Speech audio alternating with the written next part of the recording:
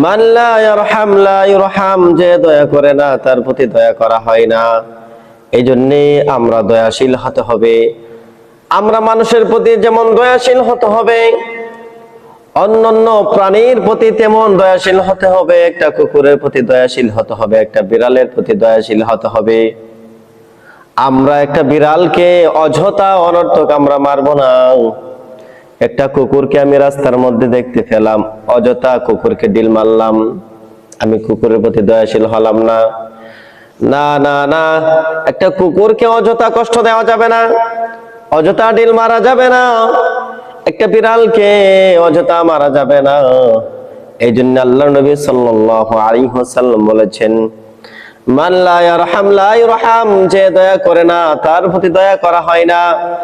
আপনি আপনার বোনের প্রতি যদি দয়া করেন, আপনার বাবার প্রতি যদি আপনি দয়াশীল হন, আপনার ছাত্রের প্রতি যদি আপনি দয়াশীল হন, আপনার সমাজের মানুষের প্রতি যদি দয়াশীল হন, আপনি দয়া করেন, তাহলে আল্লাহ তাআলা আপনাকে দয়া করবে। সুবহানাল্লাহ। এই জন্য দয়া নামক যে গুণ, দয়া নামক যে মারাত্মক একটি গুণ, এই গুণটা আমাদের মধ্যে অর্জন করতে হবে। মনটাকে একবারে নরম করে দিতে হবে, মনটাকে একবারে ফ্রেশ করে কাজ করতে হবে। আপনার ভিতরে কোনো অহংকার রাখা যাবে না। কিসের অহংকার? সবাই চলে যেতে হবে 3.5 হাত মাটির নিচে। আজকে আমরা ওয়াজ শুনতেছি, কিন্তু আমাদের জীবনের মধ্যে কোনো পরিবর্তন আসতেছে না। কেন কেন আসে না? আমরা আলোচনাগুলি মনোযোগ দিয়ে শুনি না, আমলের নিয়তে শুনি না। ওয়াজের জায়গা থেকে যাই, আপনার আপনার জায়গার মধ্যে থেকে যান না। ভাই, আলোচনা শুনতে হবে, আমলের নিয়তে শুনতে হবে। কারণ আপনার আলোচনা, আমার আলোচনা যদি মনোযোগ দিয়ে না শুনি, আমি যদি কথা বলি, আপনারা যদি মনোযোগের সাথে না শুনেন, যে কোনো একজন আলেম যদি কথা বলে, মনোযোগের সাথে কথাগুলি শুনতে হবে, আমলের নিয়তে শুনতে হবে। অর্থাৎ যদি শোনা কথা হয়, একটা কথা যদি বারবার শুনেন, আমি যে কথাটা বলেছি আরেকজন যে সেই কথাটা বলে, তারপর মনোযোগের সাথে শুনতে হবে। এই জন্য ভাইয়ের আমার, আমরা যদি মানুষের প্রতি দয়াশীল হয়, দয়া করে, আল্লাহ তাআলা আমাদেরকে দয়া করবেন। আমি যদি মানুষের প্রতি দয়াশীল না হই, তাহলে আমার প্রতি দয়া করা হবে না।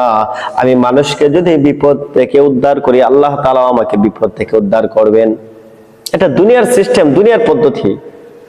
আপনি যদি মানুষকে সহযোগিতা করেন, আপনি যদি মানুষের বিপদে আপনি এগিয়ে যান, তাহলে দেখবেন আপনি যখন বিপদে পড়বেন, আল্লাহ রাব্বুল আলামিন কুদরতি ভাবে আপনাকে সাহায্য করবেন। আপনি দেখবেন না, কোন চিন্তা করতে পারবেন না, কোথায় থেকে মানুষ আপনার জন্য প্রস্তুত হয়ে গেছে আপনাকে সাহায্য করার জন্য।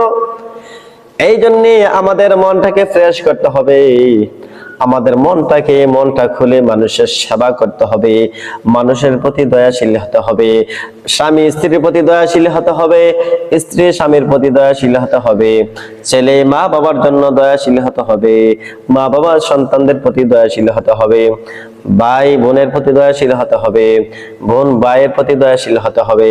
যখন আমরা একে অপরের প্রতি দয়াশীল হব, আল্লাহ তাআলা আমাদেরকে দয়া করবেন। আমরা যদি দেখা যায় বোনের প্রতি আমরা দয়া করি না, আমি ভাই হয়ে বোনের প্রতি দয়া করি না, বোন হয়ে ভাইয়ের প্রতি দয়া করে না, তাহলে আল্লাহ তাআলা আমাকে দয়া করবে না। এই জন্য আমরা যদি আল্লাহ তাআলার দয়া পেতে চাই, আল্লাহ তাআলার রহমত পেতে চাই, আমরা মানুষের প্রতি দয়াশীল হতে হবে।